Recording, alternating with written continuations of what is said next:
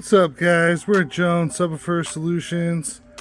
We've got another amp to dyno today from Audio Dynamics. This is the ADX8K. So we've already done the ADX4K and the ADX12K. This one's right in the middle. It is their 8K. The other two amps did really good. I'm interested to see how this one does. We've been doing 8Ks a lot lately, it seems. But drop your guesses now. What do you think this Audio Dynamics ADX8K will do? And I'll catch you over on the dyno. We'll find out. See you in just a second. Alright guys, here we are on the dyno with the Audio Dynamics ADX8K. It's rated 2,900 watts at 4 ohms, 5,300 watts at 2 ohms, and 8,000 watts at 1 ohm. I expect this to do a little better than that just based on the other amps from this series that we ran, but we'll see. We're going to start with certified, which is up to 1% distortion or clipping. Then we're going to do uncertified, where the dyno will keep reading even if there's distortion or clipping present. Then we'll finish with dynamic, which is a burst or pulse track. And we're going to do each of these at 4 ohm, then 2 ohm, and then we'll finish with 1 ohm. And if you stick around, I think I might sneak some 0.8 something in at the end. So we'll see, but let's get to it. We're going to start with certified. One thing to note, on an amp with big triple inputs like this, I'm only clamping one input. So if what you see on the amp meter looks low, that's why. We're going to triple that when I do my math later. So we're at 15.2 volts starting. Again, rated 2,900 watts. Let's go ahead and see what this does. Here we go.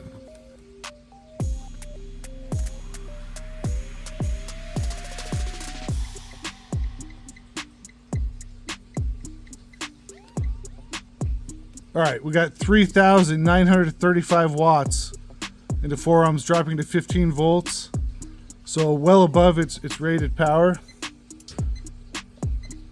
Not a huge surprise. We'll keep going. 2 ohms. We're at 15.2 volts starting. It was rated 5,300 watts. Here we go.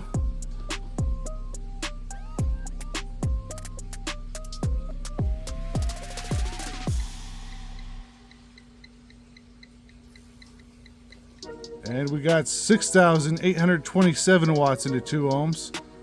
We dropped to 14.81 volts.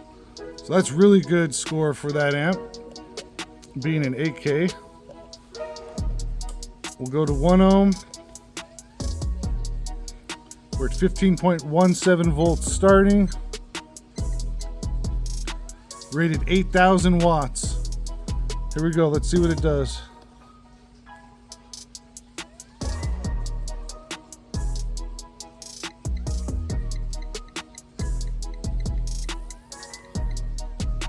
All right, big power. We got 10,671 watts into 1 ohm, dropping to 14.5 volts. That is certified. That's clean power. And should we do it? Should we just go to 0.8? I know you guys want to see it.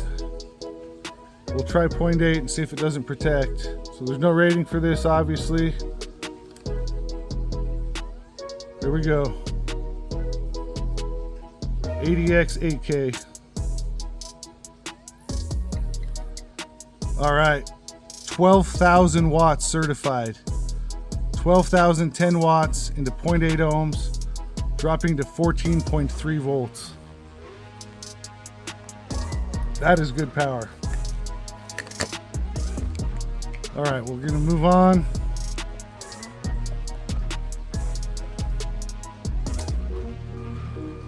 All right, now we'll do uncertified, which is into clipping or distortion.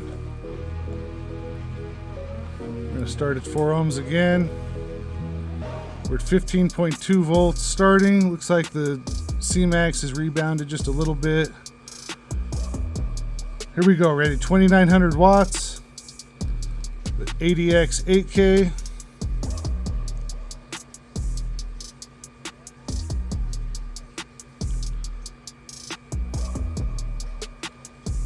All right, 4,036 watts into 4 ohms, dropping to 15 volts. So well above rated power. We'll do 2 ohms now. 15.2 volts starting. This is rated 5,300 watts. Let's see what it does uncertified.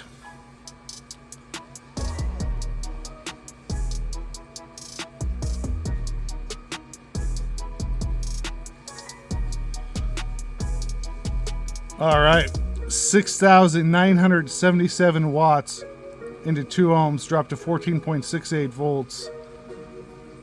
That's a lot of power for 2 ohms. And 1 ohm, we're at 15.13 volts starting. Let's see what it does. Rated 8,000 watts. Again, this is uncertified into clipping.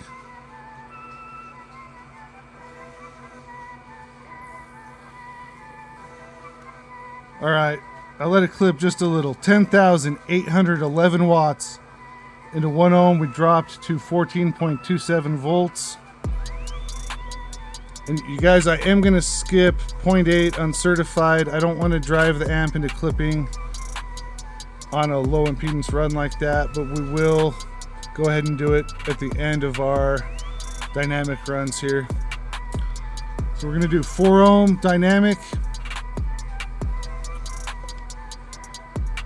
This is the burst power. It's a pulse 40 hertz track. We're at 15.2 volts starting. Let's see what we get.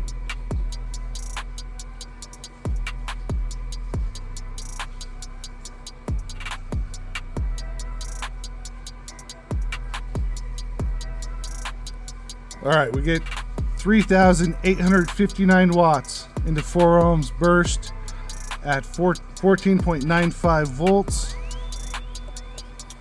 We'll see what it does at 2 ohms, rated 5,300 watts. We're at 15.1 volts starting. Again, dynamic power. A pulse or burst track.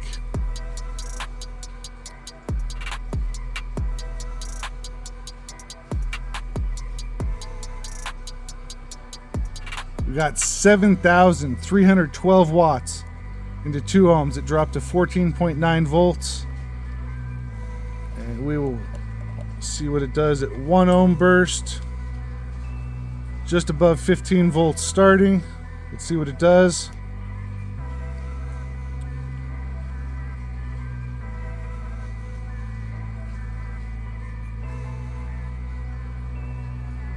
I think that's it.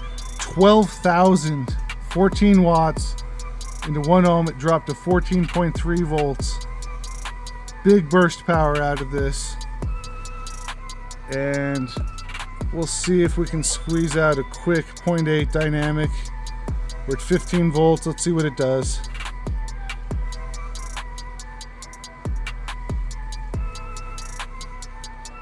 All right, I'm going to call that good, guys. Sorry, I'm not going to keep going. 14,977 watts into 0.8 ohms. We dropped to 14.6 volts. So that's everything I have on the dyno for this amp, the ADX8K. I'll throw up the summary review, and then we can get a look inside the amp. I'll catch you guys in just a second.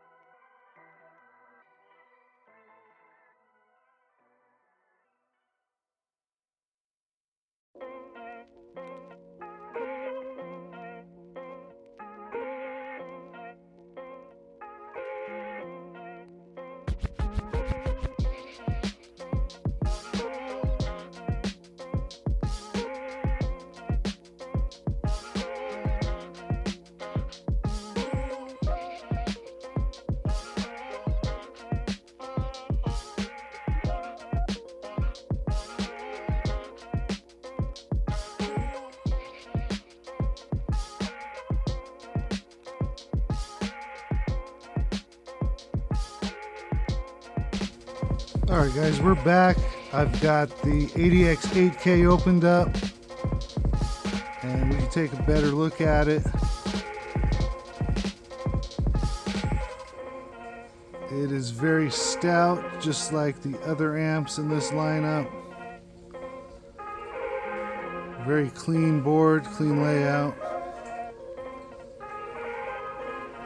And it's fairly big. It's not as big as that 12K was, but it is a big amp. So hold on one second. I am going to flip the amp over and we can get a look at these end caps. Alright guys, here we are so we can see these end caps better. You can see that there are Tiffany style RCA inputs and outputs. You've got a power, protect, and clip light. You've got your gain knob, your subsonic or high pass filter from 10 to 50 Hertz, your low pass filter from 35 to 250 Hertz, and a 0 to 180 degree phase knob. Now, I spoke on it before, but I didn't cover it on the last amp. All these knobs have like a click to them as you turn them. So you'll be able to know, there's actually a guide in the manual how many clicks you make for where that puts you on the settings. So that's a real nice feature, and it comes with a screwdriver to help turn those. I'll show you in a second. But moving on, you get a plug for your bass knob. You have a switch for master or slave. These are strappable, and you have your strappable RCAs here in and out. And then to finish this side up, you do have 8-gauge speaker terminals, and there are 2 sets of outputs. So hang on tight, we can look at the power and ground input side. One sec. Alright, here we have a look at the power and ground input side. You can see that there's 3 inputs, 3 grounds, 3 powers, and those are approximately 2-aught inputs. We used 2-aught welding cable, which was kind of a squeeze, but it fit in there fine. Some of your oversized audio cable may be a tighter squeeze, but it'll fit. Those are 2-aught. And then right in the middle, you have an 8-gauge remote wire input in case you run multiple remote wires daisy chained, or you happen to run an 8-gauge remote wire. That is everything I have on this side of the amp. Give me one sec and we'll wrap this up. Alright, so the Audio Dynamics ADX8K, that was quite a performer. Very nice amp, has some nice features to it. Real quick, toolkit with the screwdriver I keep talking about. Here's your cord for your bass knob. It is one of these nicer bass knobs with the voltage and temperature, power, protect, and clip light. Nice AD branded case, they're aluminum. And then you get a user manual.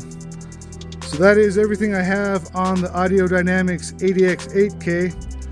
I thought it was a very nice amp, thought it performed really well. Let me know what you guys think about it. Let me know what you guys want to see next. If you have a comment, post it below. If you have a suggestion, post it below. Give me a like. If you guys haven't subscribed, please hit that subscribe button.